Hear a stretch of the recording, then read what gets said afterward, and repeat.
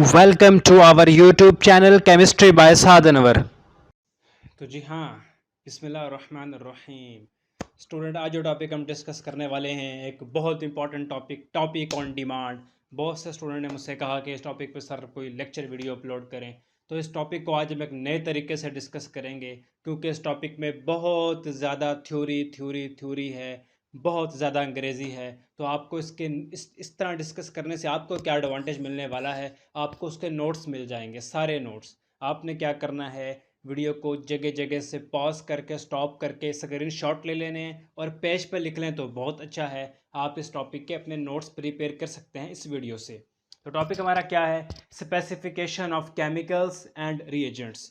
तो आइए हम पहली स्लाइड की तरफ चलते हैं, देखते हैं कि पहली स्लाइड हमें क्या बताती है। तो जी स्टूडेंट्स, अपने जो हमारा मेन टॉपिक है वो क्या है? एनालिटिकल केमिस्ट्री का topic specification of chemicals and reagent. Specification of chemicals and reagent को डिस्कस करने से पहले हम कुछ टर्म डिस्कस कर लेते हैं कि केमिकल्स क्या होता है, रिएजेंट क्या होते हैं। तो चलते हैं अपनी पहली स्लाइड की तरफ जो हमें बताएगी कि केमिकल्स क्या होता है। केमिकल किसी ऐसे सब्सटेंस को कहते हैं जो मैटर पर मुश्तमिल हो। ये लिक्विड हो सकता है, केमिकल सॉलिड हो सकता है, केमिकल गैस हो सकता है। A chemical is any pure substance. ये एलिमेंट हो सकता है, मिक्सचर ऑफ हो सकता है, सोल्यूशन हो सकता है। केमिकल्स नेचरली भी हो सकता है और हम इसे आर्टिफिशियली क्रिएट भी कर सकते हैं। नेचर में कौन से केमिकल हमारे पास आएंगे? लाइक गैसेस में ऑक्सीजन एंड नाइट्रोजन। लिक्विड की बात करें तो water is naturally occurring. Solid की बात करें तो कॉपर और जिंक और फिर ग्रेनाइट। कॉपर और जिंक एलिमेंट हैं और ग्रेनाइट ये एक मल्टीपल एलिमेंट्स होते हैं। ग्रेनाइट जो कंसिस्ट करता है, ग्रेनाइट मेडअप होता है मल्टीपल एलिमेंट का। फिर चलते हैं दूसरी स्लाइड की तरफ जो हमें बताएगी उन केमिकल्स के बारे में जो हमने आर्टिफिशियली मेड किए, इंसानों ने खुद बनाए। उसमें सबसे जो मशहूर है वो है ब्रॉन्ज। तो सॉरी, सबसे मशहूर तो नहीं कहना चाहिए, लेकिन एक अच्छा अलॉय है ब्रॉन्ज। ये कम्बिनेशन होता है मल्टीपल मेटल्स का और दूसरे एलिमेंट्स का। ये यूज़ होता है कंस्ट्रक्शंस के लिए। ब्रॉन्ज को हम डिफ़ाइन कैसे कर सकते हैं? Bronze is defined as an alloy made of copper and another metal, usually tin. बुनियादी तौर पे ब्रॉन्ज में दो चीज़ें बहुत ज़्यादा होती हैं। कॉपर जो 88% होता है और फिर टिन 12%। ये मेन कंपोनेंट होता है। कुछ जो ब्रॉन्ज हैं उसमें मैंगनीज भी हो सकता है, एल्यूमिनियम भी हो सकता है, निकल, फास्फोरस, सिलिकॉन, आर्सेनिक वगैरह हो सकते हैं। फिर अपने हम अगली स्लाइड की तरफ जाते हैं जो हमें उन केमिकल के बारे में बताएगी जो हमारी रोज़मर्रा की ज़िंदगी में इस्तेमाल होते हैं। Chemicals in our daily lifes. कौन से केमिकल हो सकते हैं? फूड। हम जानते हैं कि हमारी फूड को महफूज भी करते हैं केमिकल, फूड की तैयारी में भी यूज़ होते हैं। एयर जिसमें हम सांस लेते हैं वो भी तो बहुत से केमिकल्स का मजमुआ है। केमिकल्स मेडअप ऑफ, जो केमिकल्स खुराक को बनाते हैं, और एयर जिसमें हम सांस लेते हैं वो केमिकल कौन कौन से हो सकते हैं? एयर के अभी हमने पढ़ा कि ऑक्सीजन है। Chemical make up all of our food as well as the air we breathe. फिर एक मशहूर केमिकल है MSG। MSG, जी हाँ, मोनोसोडियम ग्लूटामेट। देखें, अगर हमने अपनी बनाई गई फूड की फ्लेवर को इम्प्रूव करना है तो बस आप क्या करें, उसमें MSG डाल दें तो आपकी फूड का फ्लेवर कदरे बेहतर हो जाएगा। लेकिन ठहरिए, यहाँ एक मसला है। MSG क्या करता है? ये आपके आपके सर में दर्द की वजह बन सकता है, हेडेक की वजह बनता है। फिर आपने कोई फूड बनाई तो फूड तो ख़राब हो जाएगी। हमारे शेल्फ़ में किताबें भी महफूज नहीं रहती, फूड कैसे महफूज रहेगी? तो अपने शेल्फ़ में पड़ी हुई फूड को स्पॉइलिंग से बचाने के लिए, ख़राब हो जाने से बचाने के लिए हम प्रिजर्वेटिव यूज़ करते हैं, जैसा कि nitrates.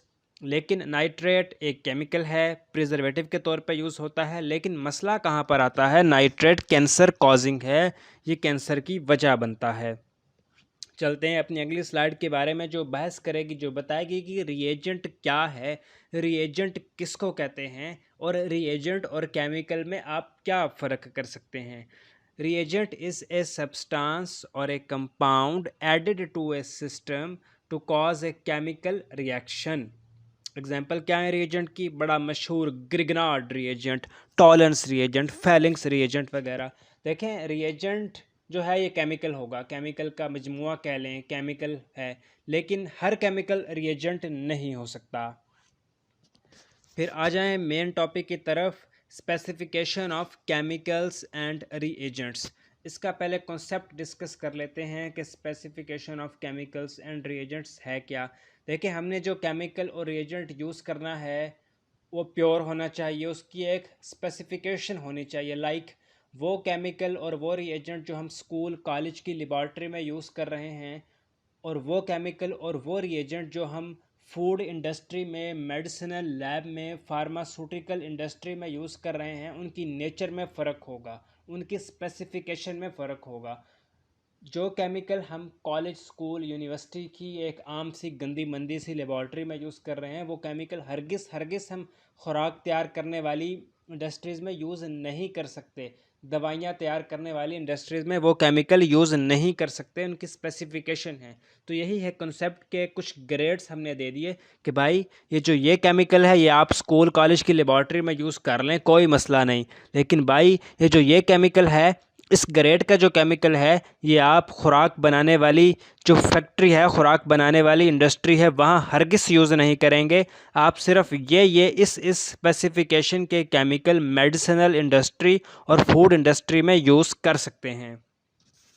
Chemicals and reagents play an important role in the manufacturing and testing of a pharmaceutical products. तो देखें जो लेबॉर्ट्रीज़ में जो रिसर्चर्स काम कर रहे होते हैं उनको लाजमन पता होना चाहिए कि उन्होंने किस ग्रेड का, किस स्पेसिफिकेशन का केमिकल और रिएजेंट यूज़ करना है। अगर कोई बंदा, कोई रिसर्चर्स फूड इंडस्ट्री में काम कर रहा है तो उसे वही केमिकल और वही रिएजेंट यूज़ करना चाहिए जो फूड इंडस्ट्री के लिए बनाए गए हैं। अगर कोई रिसर्चर कॉलेज, यूनिवर्सिटी की लेबॉर्ट्री में काम कर रहा है तो उसके लिए बेहतर होगा कि वो उन्हीं केमिकल और रिएजेंट्स की तरफ जाए जो कॉलेज और यूनिवर्सिटी लैब के लिए बनाए गए हैं। इसी तरह मेडिसिनल लैब में जो बंदा काम कर रहा है उसको पता होना चाहिए कि उसने कौन से ग्रेड के, कौन सी स्पेसिफिकेशन के केमिकल का इस्तेमाल करना है। आ जाएं नेक्स्ट स्लाइड की तरफ।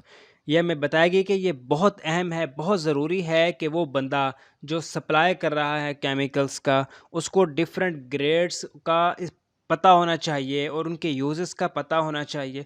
जब हम सलूशन बना रहे हों तो जो शख्स, जो मैन्युफैक्चरर सलूशन बना रहा हो, उसे पता होना चाहिए कि कौन सी डिग्री ऑफ केमिकल प्योरिटी वो यूज़ करेगा। देखें जो laboratory, college laboratory, school laboratory में सलूशन बना रहा है और जो फूड लेबॉर्ट्री में, मेडिसिनल लेबॉर्ट्री में कोई सलूशन बना रहा है, उनमें ज़मीन और आसमान का फ़र्क है। तो उनको पता होना चाहिए कि किस ग्रेड, किस स्पेसिफिकेशन, किस प्योरिटी के केमिकल उनको यूज़ करने हैं। तो जी हाँ, आ जाएं अगली स्लाइड की तरफ। ये बड़ी अहम स्लाइड है। ये लिस्ट मैंने एक लिस्ट यहाँ लिखी है, एक लिस्ट यहाँ कंपाइल की है। ये ग्रेड के बारे में बताएगी, प्योरिटी के बारे में बताएगी। देखें इसमें पहले हम वो ग्रेड डिस्कस कर लेते हैं जो हाईएस्ट प्योरिटी ग्रेड है, ACS grade, American chemical society. ACS grades ये प्योरिटी स्टैंडर्ड को मीट करता है। इस ग्रेड की जो प्योरिटी है वो 95% से भी ज़्यादा है, 95% से भी ज़्यादा है, बहुत अच्छा प्योर ग्रेड है। इस ग्रेड के जो केमिकल हैं तो लाजमी बात है हम उन्हें फूड, ड्रग और मेडिसिनल यूज़ के लिए इस्तेमाल कर सकते हैं। फिर है रिएजेंट ग्रेड। रिएजेंट ग्रेड भी ACS ग्रेड के इक्वलेंट है, उसके हम पल्ला है। इसकी इम्प्योरिटी भी, इसका जो प्योरिटी लेवल है वो भी 95% से ज़्यादा है, तो इसको भी हम फूड, ड्रग और मेडिसिनल यूज़ में आंखें बंद करके इस्तेमाल कर सकते हैं। जो रिएजेंट ग्रेड है ये बहुत सी लेबॉर्ट्री और एनालिटिकल एप्लीकेशंस में भी इस्तेमाल होता है। फिर आ जाए मेरे साथ USP ग्रेड की तरफ। USP ग्रेड क्या है? United states pharmacopoeia. ये भी एक अच्छा ग्रेड है, ये फूड, ड्रग और मेडिसिनल के लिए यूज़ हो सकता है, ये बहुत सी लेबॉर्ट्री पर्पसेस के लिए यूज़ होता है। फिर लेबॉर्ट्री ग्रेड है। जो लेबॉर्ट्री ग्रेड है, लेबॉर्ट्री ग्रेड ये ये बड़ा मशहूर है, पॉपुलर है एजुकेशनल एप्लीकेशन के लिए। आपकी स्कूल की केमिस्ट्री की लेबॉर्ट्री हो गई, कॉलेज की लेबॉर्ट्री हो गई, यूनिवर्सिटी की लेबॉर्ट्री हो गई, या कोई ट्रेनिंग और टीचिंग पर्पस के लिए हम लेबॉर्ट्री ग्रेड के केमिकल को यूज़ करेंगे। लेकिन यहाँ पे ख्याल रहे कि फूड, ड्रग और मेडिसिनल यूज़ के लिए हम लेबॉर्ट्री ग्रेड के केमिकल यूज़ नहीं कर सकते। फिर आ जाएं प्योरीफाइड ग्रेड की तरफ। ये प्योर और प्रैक्टिकल ग्रेड भी इसको बोलते हैं। इसका कोई इतना ऑफिशियल स्टैंडर्ड नहीं है, इतना अच्छा प्योर नहीं है, तो इसको हम फूड, ड्रग और मेडिसिनल के लिए यूज़ करने की हमाकत नहीं करेंगे। फिर टेक्निकल ग्रेड की तरफ आ जाएं। ये कमर्शियल और इंडस्ट्रियल पर्पस के लिए यूज़ होता है। ये इतना प्योर नहीं है। प्योर नहीं है तो फिर हम अहमक नहीं हैं कि फूड, ड्रग और मेडिसिनल में इसको टेक्निकल ग्रेड को यूज़ करें। लैब प्योरीफाइड और जो टेक्निकल ग्रेड हैं, इनके अपने अपने यूज़ हैं। मिसाल के तौर पे लैब ग्रेड केमिकल, ये लो कॉस्ट होते हैं, हमें सस्ते पड़ते हैं, आसानी से मिल जाते हैं, और इतने इनकी प्योरिटी भी थोड़ी बेहतर होती है, अच्छी होती है, गुड केमिकल प्योरिटी के होते हैं। हम इनको अपनी स्कूल, कॉलेज की लेबॉर्ट्री में, एजुकेशनल एप्लीकेशन और टीचिंग लेबॉर्ट्रीज़ में यूज़ कर सकते हैं। लेकिन जो लैब ग्रेड केमिकल्स हैं, ये इतने अच्छे भी नहीं होते कि हम इनको फार्मास्यूटिकल और मेडिसिनल डिवाइसेस वगैरह के लिए भी यूज़ कर लें। तो जी हाँ स्टूडेंट, ये था आज का lecture, specification of chemicals and reagents. इसमें आपको कोई चीज़ ना समझ आई हो, किसी चीज़ से आप डिसएग्री करते हो, या आपको ये तरीका इतना अच्छा ना लगा हो, तो आप मुझसे कमेंट में इज़हार कर सकते हैं। और मैं आपसे एक रिक्वेस्ट करूँगा कि अगर आपको ये समझ आई है तो इस चैनल को सब्सक्राइब करें, अपने क्लास फेलोज़ के साथ शेयर करें और इस वीडियो को लाइक करें। अल्लाह हाफिज़।